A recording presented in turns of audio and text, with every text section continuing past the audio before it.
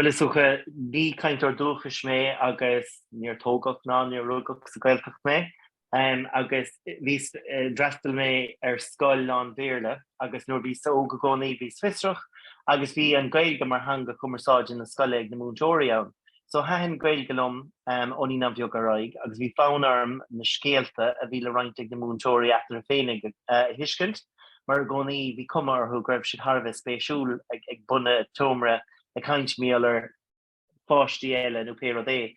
So it's ook spreag sin spéisiúnam a bheith ná ísúil hiiscint ibre héan. Agus an sin lenas orm agus hahen an Gaeilge lom sa bhunscoil.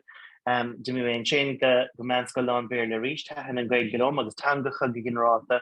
Agus de himpist an sin lis go Jimmy mé raig cláisiúir gan smáil ach de himpist fuair mé postbúin in Gaelscoil. Agus níor mé riamh thucú gan scoile in Gaelscoil, níor riamh téimhstigh do choras Gaelscoile na Scoile Gaeltachta agus vís go toban mar phríomhoide scoil nua a bhunaithe i Bord Láirge. Agus dal mís go tapig, is ook a bhí deisiúntaach ann mar bhí an irin óg agus bhí mar dígrasach agus bhí fán ibre oring agus bhí obair Harbh díon ach bhí ceistena gom agus níor hiig mé i gceart conas dul mun ibre, trí Gaeilge, mar idé-eolaíocht in Gaelscoil.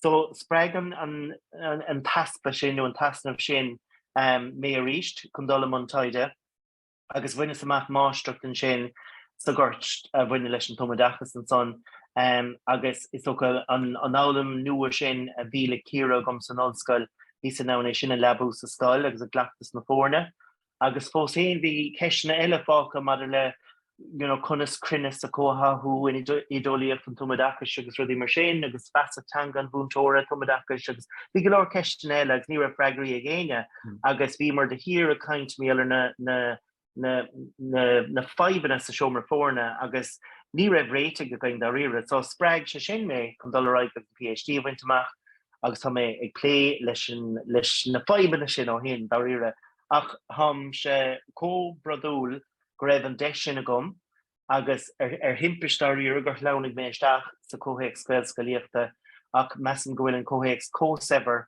cóinúlach agus nuálach agus go bhfuil múntóirí códígrasach agus cóinúil ag feidhmú sa ghirt sin.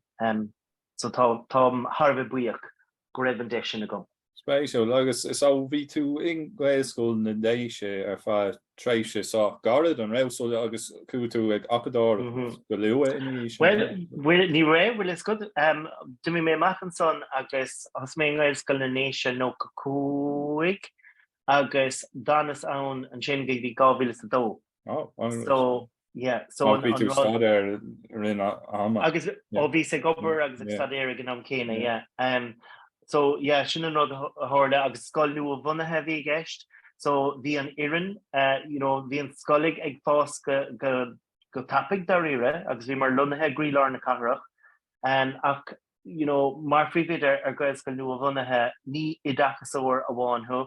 Hatú mar altra, hatú mar cadéile legamach lista agus dermar leachtar bhí ag léile sin ach cúrsaí bolscoireachta agus maragaíocht agus cheapers. Rudder bé de gafala rudder bé ach an rud is ook an rud a bhí táchtach dumsa gcónaí mar is múntóir mé ag dearan lé agus an rud a bhí táchtach dumsa ná idé-eolaíocht ar ard caiideán trí Gaeilge a chur fáil dus na lenaí a bhí faoin ar gcóram. So just higus an tréáil a bhí fáilte gom agus higamar mar éireann ón ilúnta bhí fáilte going ar fad nach raibh na scileanna ná na hinúlachtaí sin forbartha go caiideán áirithe inar ámar an ána sin dhéanamh. So spreag sé sin an éireann ar fad ar riamh dul mun taighde agus is ook cáilíochtaí eile a bhaint amach chun an gnó a bhí ar bunagain a dhéanamh níos saibhre. Ní raibh lehéadí le an cógáil le go ras na méid sin a ceanna dagarí tusa, ní raibh lehéadí rud sin ann fiú ag an ann nó bhí san seo san siúd a stocha. Yeah, sin é ní chuoine mar rud ar bé bhfuil is go agus go háir scoil na nua bhunaithe bhí riachtanis ar lethe cosisiúd mar hatú lé le ilgrád hatú lé le tuismóirí atá Harbh búrtha méallar a gomas Gaeilge féin agus conas goach sin an takeú leis na leanaí sáile, Tá tú caint míall cúrsaí bolscroachta agus an cúrsaí cóiríochta atá súrach uanta a dhéal de hisismóirí, so tá tú géirig goach na hisismóirí sásta dulta tens, leatsa mar fao vidde agus leis dul gan trácht cáilíochta na dachais. So bhí golóir gceistin sin agus tréimse har a bheith luachhar bhí an domsa agus mé man forbethe mar frí vidde agus mar I dachas óir ach is so an bhí anahás sin madidir leis an bhuiire na spraga agus leis is an cleachtas a neartú agus a Hebrew is go mar irin agus tréimse únta fáis a bhí an doing ar fad. Agus an raibh na hibhrice fás, well, bhí sibse fás agus fórbord mar gosáirí ach an raibh liú tú gur orbar nó gur ás na hibhrice náiltíach sciúpaí ní raibh dacrútaí le sin an tú. Ní raibh mar bhí mar lunathe I lár na Cathair an bar Láirge agus is socha bhí berte gain nuair hosní mar amach agus deirméid definition an is socha bhí aspa taí an son amach mar an duine tháinig isteach mar lasbríide tháinig seo bun beag dún na ngáil agus cahamérá gur cahan berte gain tréims ar téirm amháin ag stána ar a chéile mar níor hiig ceachtar going a chéile agus é sinráte bhí ceisna going comá méal ar cúrsaí canúna beidir gohfuil na cén canúntá gom héin ach tá rion na rinne orm comá ag go buinte seo agus an chur dit ón ás Íthar so an rud a most close an sin bhí meascáin ceartla cloiseála agus ag an nám ní rá mar cinnte an raibh sé sin gomá nó an raibh sé go hulk agus an céad an eile tháinig si ó Chunamara bhí cúpla duine an Roinneann a going sin caint dóirí dúchais agus de réir a chéile tháinig na Gaelscotaí tháinig bíán na mór Gaelscotaí ar fadaisteach ach cáigh sé sin mí hiiscintí freisin mar bhí focail agsúla ag na leanaí sa clós túnta carp cas timppla cas timppla bhfuil is go ach hiig siad a chéile lethach agus bhí teangas a bhreiseá agus buinte leis na canúntaí agsúla agus bhí tún cainte agsúla cá so chuir agsúlacht canúna go mór le ispéiris fálamh na leanaí freisin. Agus bhí mar bhúntóirí fálamán na chéile go leanúnach, so chuir sé leis an gomas a glinúla tanga bhí a gain comá mar le sebris tanga agus cúrsaí gramadí fiú bhfuil is go. Spéisiú mar stocha dras mis ar gá Gaelscoil bhóbar mar nó bhí mé so is 8 ach sa cé ceann bhúntóirí ó Chunamara a bhá agus sin na ceann múntóirí ó chuige mún déir méall ar stocha cin an násní fustíochta an phríomhid in ag nacht chunig tú san ná go gabhraíonn an measca idir na canúntaí beidir go raibh daoine bortha go gcóraigh sé as do rudí ag dul siar agus tá sé sin ann agus is cuioine me an nám a caiint le príomhidéile bhí seo well cén Gaeilge bheith na leanaí agus dar réire déic me mar bhuntá ar sin mar bhuntáiste mar bhí I bhd níos mó ag na leanaí ná mar a bheith ag leanaí a bheith lunathe in éon áis bháin, me go as in éon Gaeltachta bháin, agus as gom nach scoil Gaeltachta a bhí gceiste goine ach bhí clúas oscailte agus is tócha bhí siad bra ábalta na castachtaí agus na cruntáireachtaí a aithint. So bhí siad inúil ar hangacha agus ar asachtaanga níos mó na éon eile. Spéisiú. Agus luú tú gur be lár na cathairach a bhí an scóil an raibh antrach sách mór ag an nó a tháinig na páistí ó countracha éagsúla nó countracha ar leith nó No, well is got an céad bhíon is socha bhí na leanaí ann agus bhí grúpa a bunig an scoil céad lá dar ire, so bhí grúpa le ann ach an sin bhí feachtas mór grí ar buna going me héana agus bhán ag an am atá fósta scoil mar a hardíon mar laspa vide. Bhí mar anna gnóch ar fad agus bhí na tuismóirí bhí mar ranfarta go thomláin ag ggéirigh deáil na scoile a chuirmach an son na méal an fphobal. So éon rud in éair bhí na leanaí buinte leis lála pádraig ceol chumna nolog a bhéir an bápéir á túil cainteoirí taighde as green grafner na man, bhí stratéis bhulscrochta an láidre going, agus Cowrig Shilling is so an rud is mó a chowrigling ná go raibh anobair arsúla stig sa seomranga ag mertegain agus féidirlum is sin ará go mhúineadh, mar bhí na leanaí ag fólam agus hahan an álam lo agus dimig na scéalta sin bháile, dimig na torthaí sin bháile, thosaigh na tuismóirí caint le tuismóirí eile an sin, níallar is péiris na leanaí, agus mar thuir sin tháinig níos mó an bhíonn in íag sin. So maidir na stratéisi mar a gíochta tá si dúsáideach, ach ní léon stratéisi níos dóchbara ná idéachas ar ard chaidir na chur fáil trí Gaeilge sa seomranga ag onas go mbeidh na leanaí sásta am an fólama. Ar scapan an scéal am as fóbal so yeah, hánig chun freigra bhórta ar deire ar fad. Mesam bhí próistí agsúla bhfuil is agus bhí thug sé tamlar am dul dathí ar na próistí defriúla.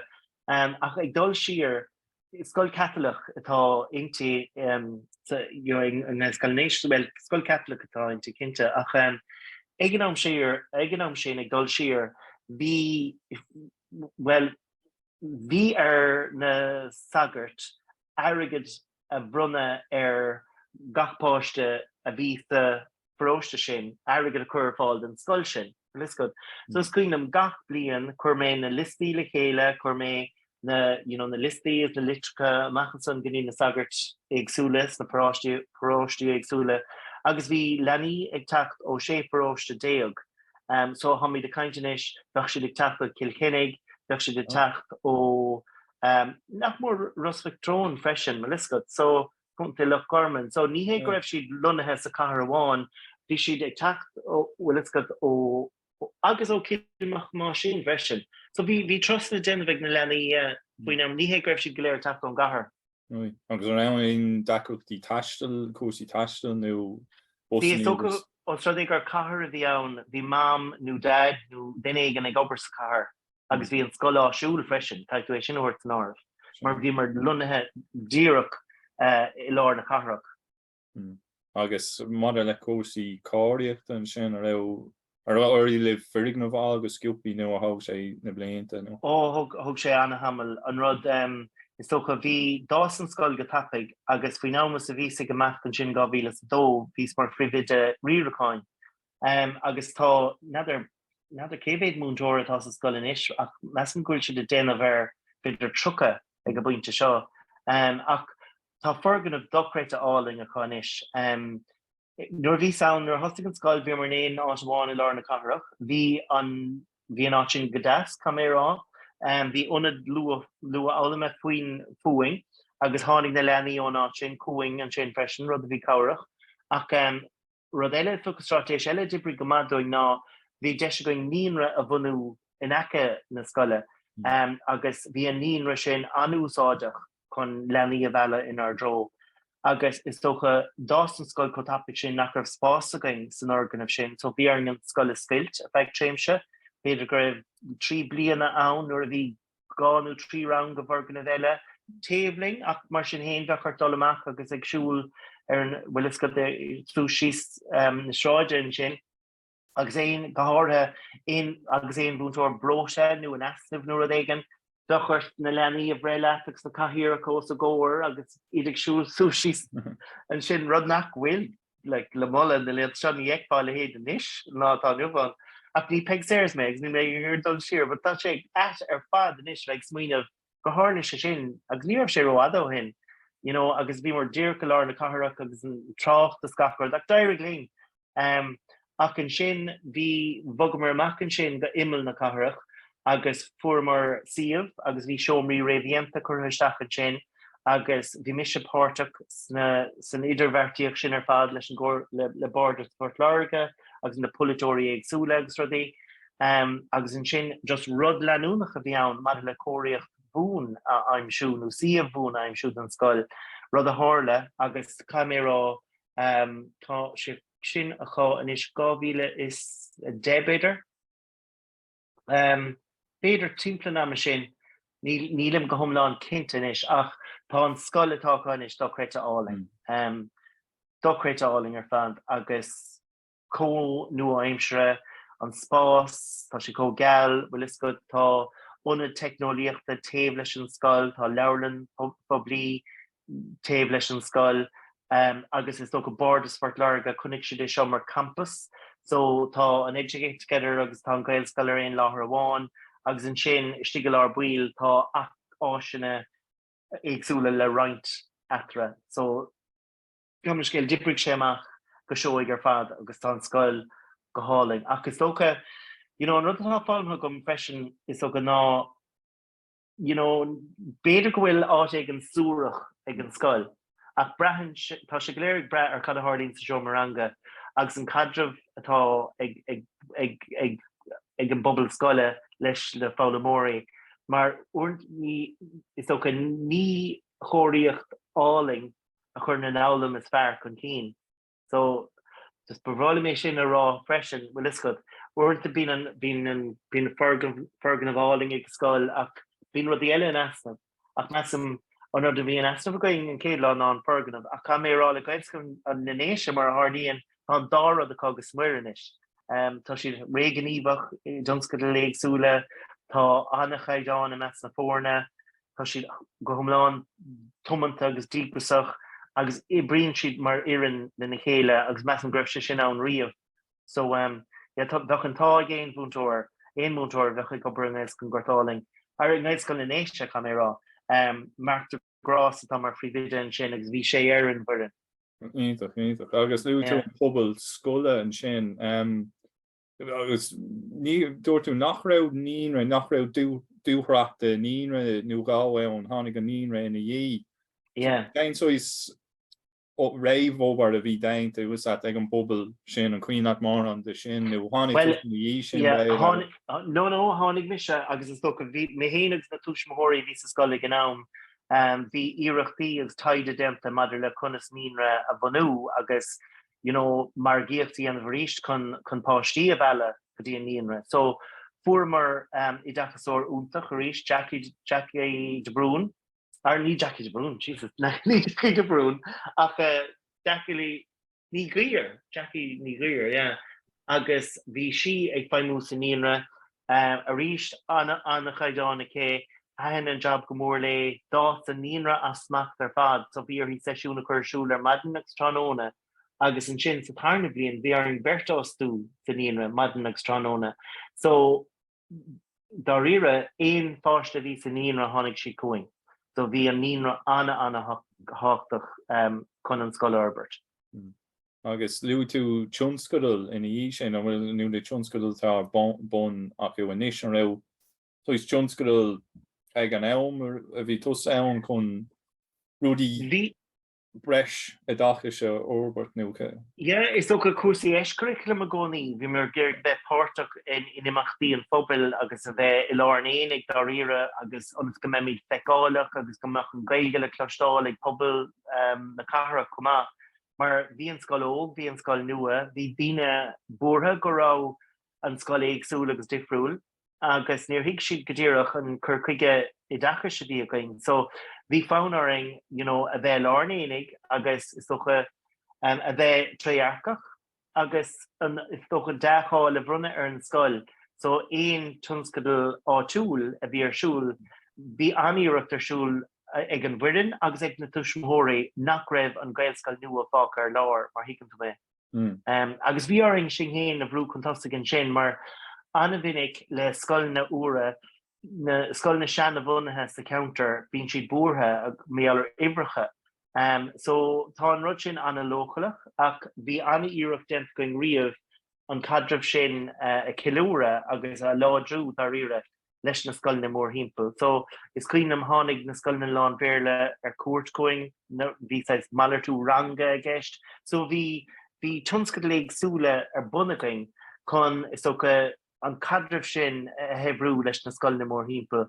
Go háirithe seachtain na Gaeilge inis tháinig na scoil na Láin Bhéarla cuaing agus bhí rud bhí mallar tú ólis agus mallar tú clachtas a gceist go leanúnach freisin. Mar tá sé sin anna háchtach. Well is go tú héana bhrú contastic sa counter go háirithe nuairtá an scoil nua mar cinnte darfa ní bhíonn fáilte rih scoilina nua ó scoilina eile. Cénta sin rud a chonig meis na hochtáí a chathrathe I Malta beidir bhí níos liú ná Port Láirge fiú between there bhí anna omíocht da nó bhí fatí sé méontáirí agus príomhoide agus mar sin de.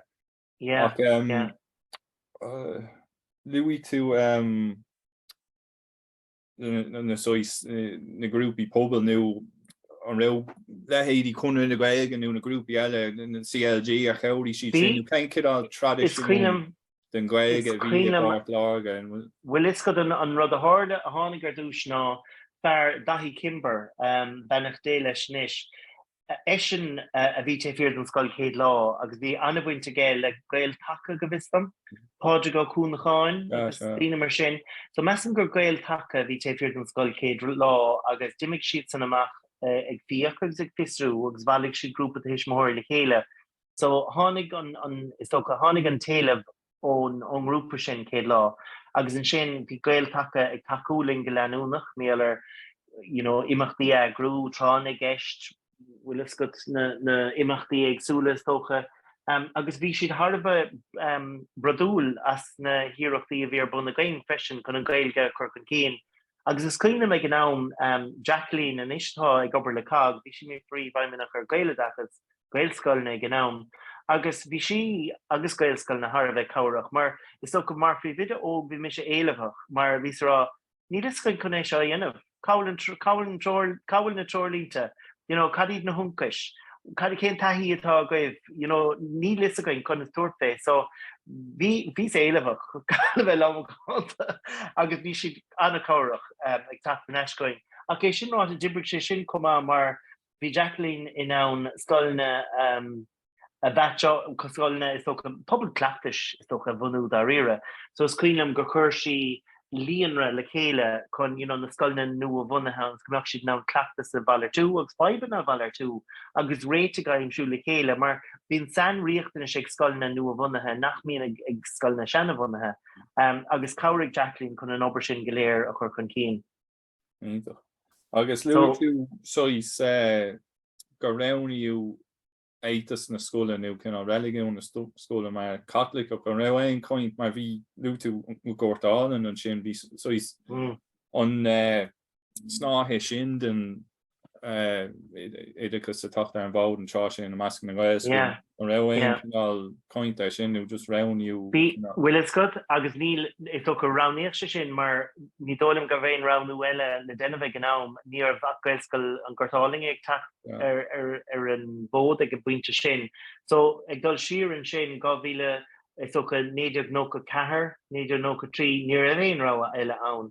So beidir gur an rá is fusta bhí an do hisismóí gnám ach é sin ráit cé gur scoil Cathairach atá intí tá fáilte bhúr rivéine go dtí an scoil agus tá gachcréideh tá clúrán de gachcréideh bhfuil go cinnte dearfatá an cé cumoine agus cónar túúgus mar sin de ach tá meas lárnach sa chur chuige atá ag scoil meas a cothú agus a léirú ar riligún eile freisin.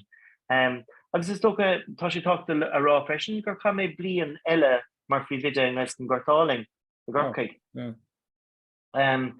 Is cheapers ag dul siar ná beidir seach nó Jesus ní bhí mó na sin Christ ní sinna ná sin.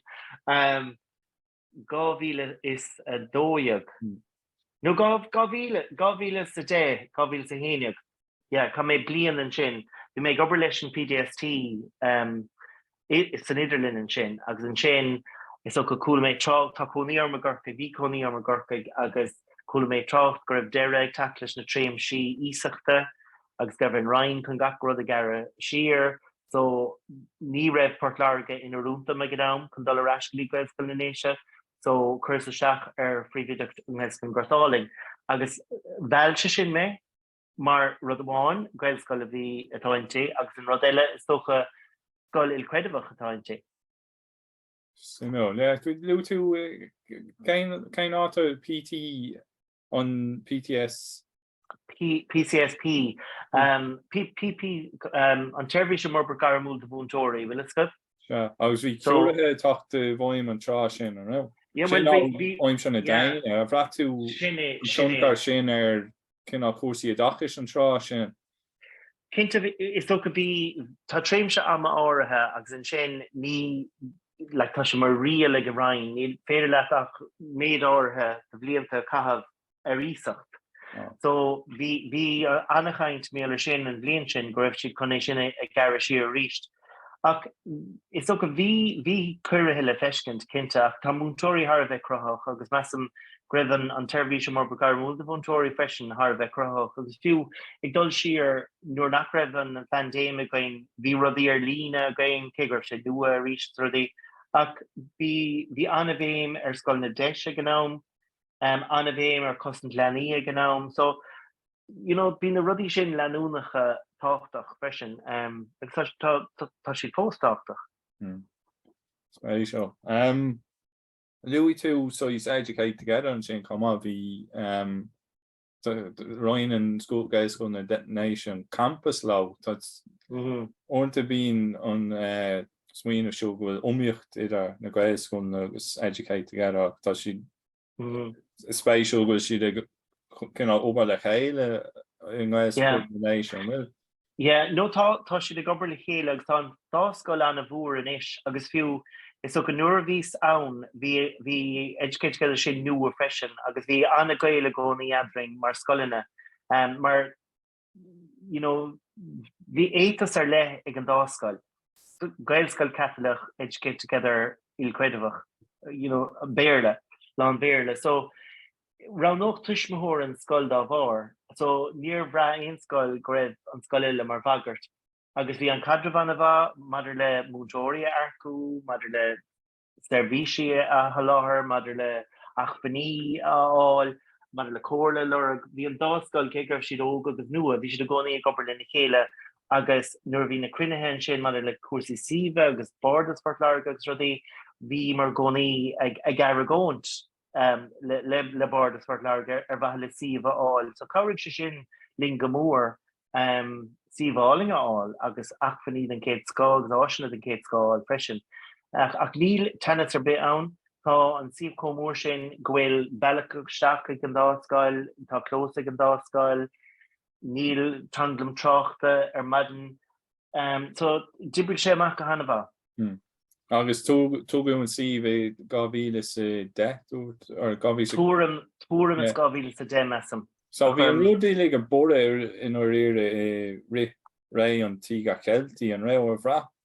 Tú ein túnachar aige sin ar an cinál is a déirt a gohfuil go raibh cinál meán dearfach nó rud éigen sa tír an trá sin agus bhí bore mar in an Gaelscoil na sin bore an mhaoilethe beidir le cúig le bliain in isis was that?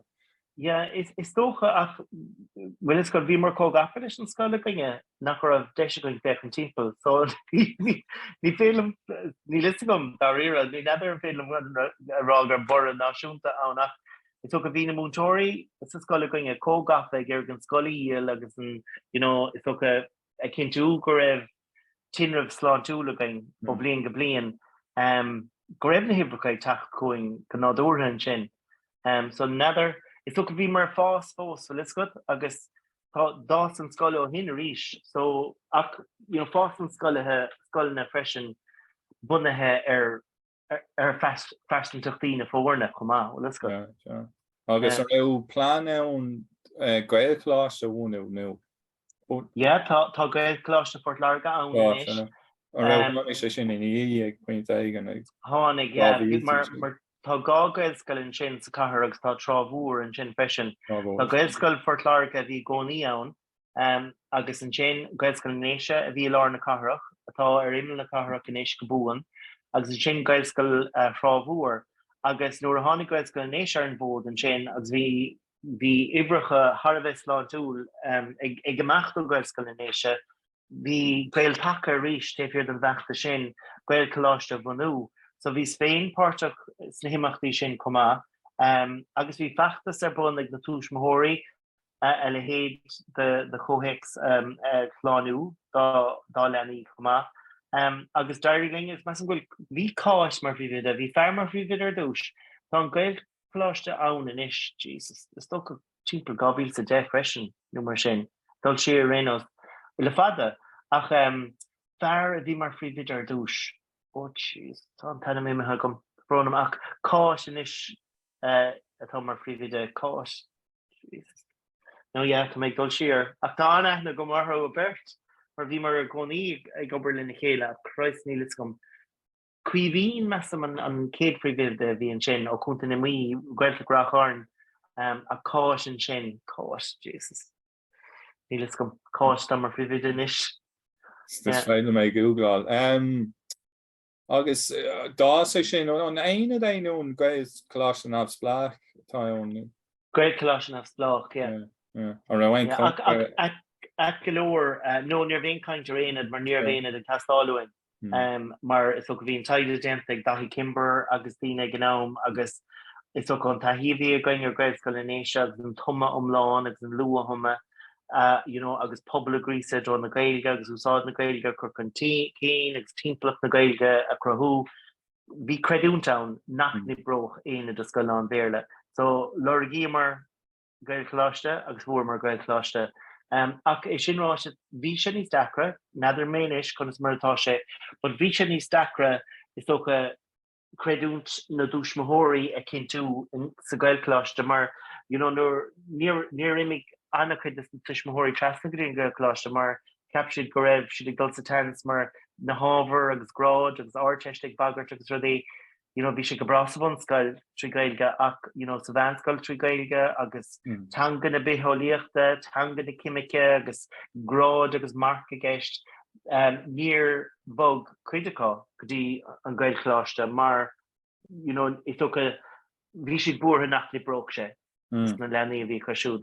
Céir é do thóir am hain ar sin i gcuitne conas an cinál éire sin ní a bhriseach a cinál daoine chur ar a thuúbhnas beagán le taighde le cinál fíricí agus. Is taighde agus fíricí go bra agus cinnte dearfatá géargáil le sin ach is ócha rud níos luchar a fós chun is ócha tuismóirí chur gompóir ná agus is clínam bhí séirsúla go gcónaí an Gaelscolaíochta agus an Gaelscolaíochta. Is clínam Gaelscolaíochta bín lán na níán agus bín na tuismóirí nua istéig bín sa íháscail nuair a dhéigean agus a gcónaí riamh thugus cuireadh a thuismóir ná ála mé an Gaeilge ar scoil, so duine ó hir elevator. Cíorann baníl agus an taithí a bhí cé ar níán beaga a roinnt le na tuismóirí eile. agus a gcónaí riamh chuirse sin ar suamhníos iad tuismóir eile caint mé an taithí bhí cé tuismóir gan focail Gaeilge agus bhínig sí an prósé sealbathe bhí ag na leanaí agus cabhaigh sé sin go mór. Ach madidir le Gaelscolaíochtaí agus chunatí sinna chuir na lí ar tuismóirí tá buairtha an rud ceann céine is spéiris an dalta a léirú, agus is spéiris an tuismóirí a léirú agus tócha madidir le Gaelscoil Phort Láirge gnám ní raibh sé achfanna gain iad sinna bheithe gain bhfuil iscot. Caiú tosnú i bhús ar bhealach, so cé cúpla blian bhí sé dachar ach taighde a chur fáil agus uanta bíon ní brion an taighde, just mar capan siad gohfuil an taighde buinte le rud éigean eile, ní an taighde buinte leis an ggóhéic ag súl speisialtá túlatá go féin, agus dá riire an rud is fearr brion an rud is fearr brion ná taithí agus scoláirí agus tuismóirí a chur a caint. Eri oscailte na scoile. Simó. Agus luú tú na daoine atá treéis teachta seach sa tíir má acu sin na freaslainn ar Gaelscolaíochta bhfuil taighde dainte ar sin mar tána breig í seo nó mutas orintanta áonn tú go bhfuil buint leis an clínéachas a go rúdaí mar sin. An rud ná nílas sistaí a gom cinnte agus tá na scoláirí sin na freistal Gaelscolaíochta cinnte ach ní limbracha gom ach bhfuil lis go cétá an taighde ar nábhar sin bhfuil láthair ná Aisling. Lena go ar Aisling ní gur bháin?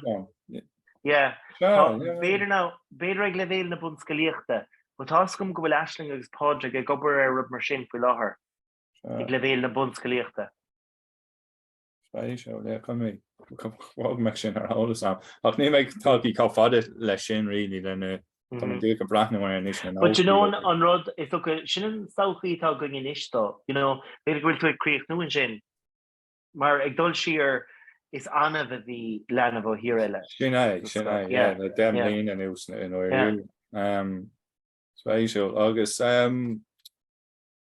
stóchan sin an dálaat dá neanfaí ahrú choras an tas seáisiirí an áteist tá coint díúntaíonis tá sinna chunámh spáirna dá náí an rud a dhéanam sé gáí ná dá meic idirchas séir tríú leibhéil ní bheith an méid sin brúar hisismthir bórtha faoi úsáú tas seáisiú agus an áteist beidir go gurí dí stíine a drá láistí níos minic í céir é do thuúm sin leonrú go bhéitoch an cáras a ahrú chun Gaelcolaíochta óbart nó. But bhfuil is go a bheith ólasach méall ar an taighde ratha a bhaine leis an tumoideachas go háir ag gníomh bun na bhéil an crack sin méall na dílúntaí tá sé sin bunthe ar aspa taighde agus tá sé bunna ar thuairimí agus níl bunús ar bé leis an tóiric atá típéir den cinenne sin. So hasúla gom go méid cíal go rain agus go méid siad an féchan ar sin a ríis go stratéise agus rá look actually tá sé seom ní buntá stúil de lenaí. Agus aon den in échirne se hagan chun cín le dacrach éigen like roundín siad an Gaeilge ar dúis bhéictear an Gaeilge ar dúis ó dílú nó cé nach bhfuil beidir nach bhfuil éon cúis ar bileis agus an taighde ar fad atá móthán agus a ríis tá an ghirt i mna bhlóide ha mar fáil san níos móid teachtasteach lá í lé tá an taighde anna léiríonn nach gurn an Gaeilge isteach ar ála míle dacrachtaí fáilme nó le muil forbethe nuair a bhí ach go bhallairt a hálíonn so ní réon fanús leis an cinenne atá déanta go rain fu láthair agus se ná hála an rud céine leis an luath tumoideachas tá ní raibh categoing is cuiinem nó bhí mar scoil is cuiinem nó bhí ar scoil ní ná a bhí gom na chuid is mó agus ní an bheoganí ná bhra ag ná agus an rud ní raibh categoing blian am Láin gan éon bhéirla ach bhí clachtas ar buna ag scoilena den nebh fagúil a rénos well is go an tuma Láin cé nach raibh sé ahananta go rain agus bhí an rain glan ina chuine so a ríist bhí sé sin bhí an clachta sin bunathe ar aspa ólis agus aspa taithí agus aspa taighde rud atá nárach well is go so ní mór den rain tuile taighde dhéanamh le bheith ólasach méall ar cattá riachnach agus cattá arúnach agus ábharthe cóhéas an tumoideachas ag le bhéil ag le bhéil in íonra ag le bhéil na bunscoile agus ag le bhéil na hirbhunscoile.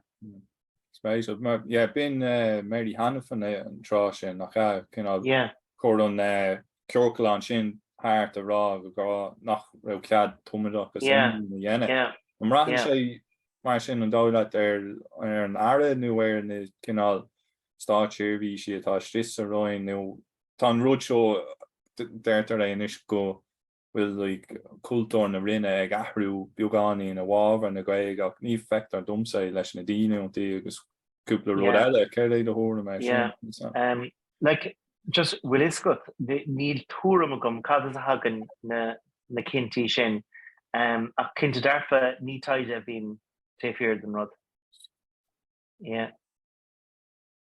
Ach just na dílúntaí ach bíon tá cigarí an sin agus chuirtar cigarí an taighde ar ábhar conspóideach uaireanta agus bíon ar na cigarí an sin an tábhar léirú na strátarvíise agus rudaí agus dentar cinenne uaireanta gan an taighde sin a chuir san áibh cé bhfuil an taighde déanta an rain well is go so ní hiigem cad a hálííon is stigam molag na rinne ach tá an tálam nach bhfuil mé ann. Spéisiúil.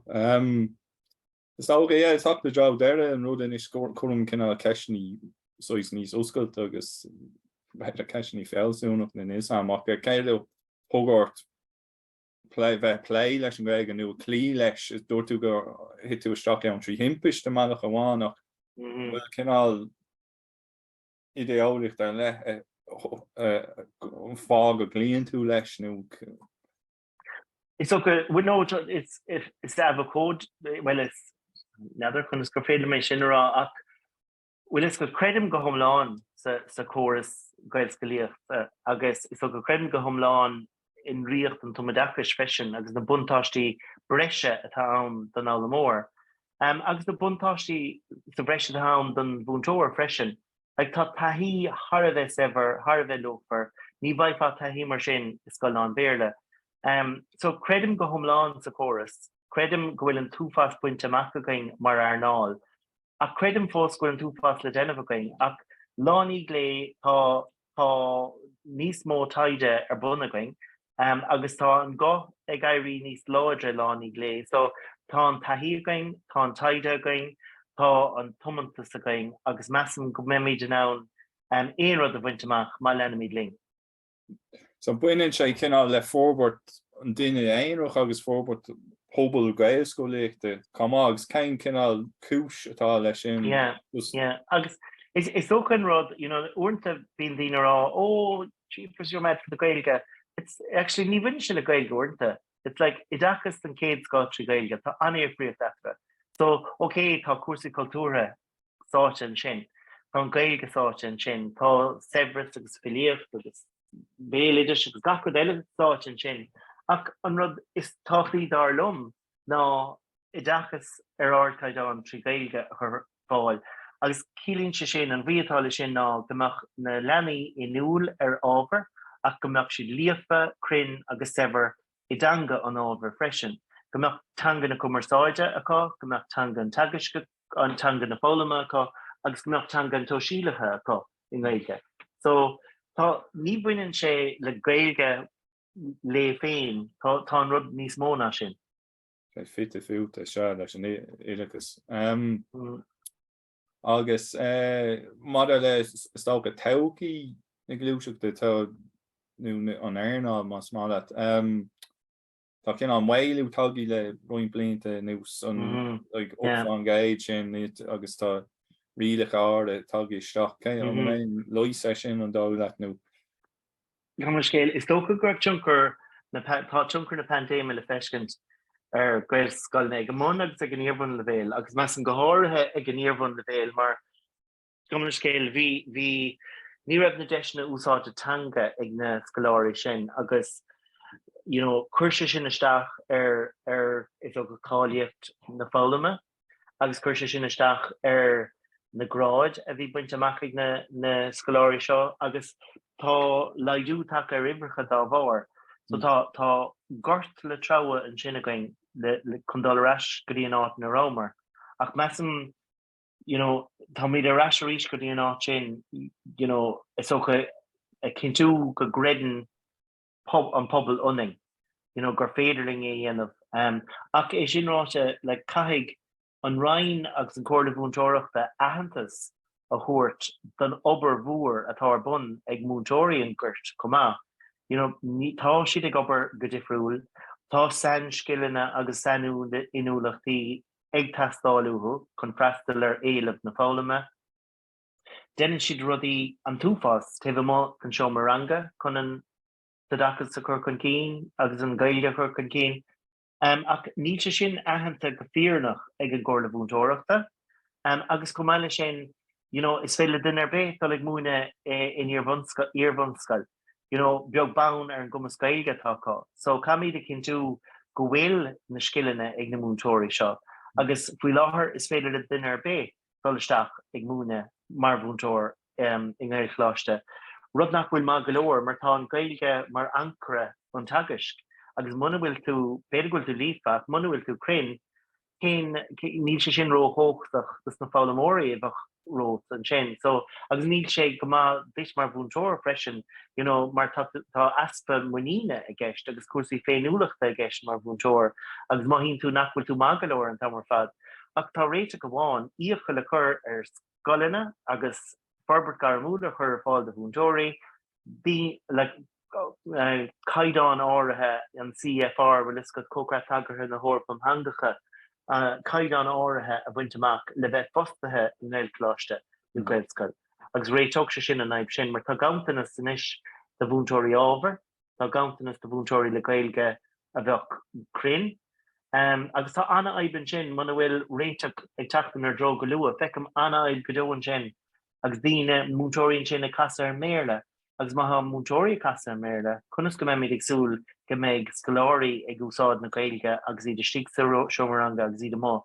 So mas an gohfuil ceantas na dúchláin is mó an sin ag fannachtaring conas an aib sin a réiteach. A caiig an réiteach tacht an Roinneann seo agus caiig an cór na bhúntóireachta an rud seo ahent, go bhfuil 5 mhúr against na Gaelcolaíochtaí, tacht ar bhúntóirí ábhar le Gaeilge, ach go bhfuil ahantas brunta orthú dul mun forbethe agus beidir go bhfuil pás a bhreis, beidir go bhfuil lúntas, beidir ar am Cíorann scoil mar dhéanamh, clár Ollie Barry an sin i dhéanamh, bain siad blian Cíorann scoil agus idé-eolaíochta chun an bhaisce se álam. Níl le héad ar fáil sa tír seo. Bhain siad na scoláireachtaí bhí dul chun na Gaelteachta ná siad ceorú níos an cúrsaí roincéin a ráiseach ní láir é sois. Ní leir nechar so ní léon spreaga an de bhúntóirí cúrsaí iorcéim a dhéanamh. So tá ggéircéim cinál airceachta ann nach chuil fí láthair in réire. Tá go háirithe ag gíomhann le bhéil, agus is ógadtá an scéal níos meas a fós na Gaeltachtaí mar tá na Gaelcolaíochtaí agus na bailteachs na Cathaircha ach in scoil Gaeltachta tá sé fíomhpordíon tacht ar bhúntóirí ábhar le Gaeilge ábhar ar lénis ach tá sé caiinteann sin ar goníimial ar tá an Gaeilge comhlócaach agus táchaí na Gaeltachta agus gacrad ach muna bhfuil siad gníomhach agus muna bhfuil siad chun réiteach go chur fáil agus uncas áirde a bheith cá freisin. Má legann siad síos rial go gaithe gach múntóir si ar bí a dó a bheith cá sa Gaeilge i ggócraith agartha na hórpam hangacha glachaigh scoilna le sin. So ach airgid chur fáil deisna chur fáil de bhúntóirí an cáiligh sin a bhaintach agus fiú díine beidir tíorchasúla tír na mascach am séir a thógann don scoil chun dála an tréála. Agus tá sé costas ó fiú mástruach de tá si treéis ciúcín de a chur a fáil de marín an nu le an nach chuil agus an raibh cíine mé gan smáil nu ruúh si de bartú ar sin i chuoine.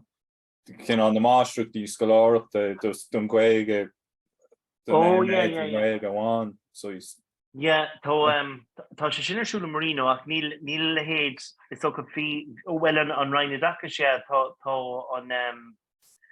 an chlár sin íocht ag Roinneadh mar chud de policy Gaeltachta. So glasúir gan smáil tá na tálaí íocht das na múntóirí seo, ba chlár íorcéime tá seo. Tá sé roihéanach go bhainte sin lisfa.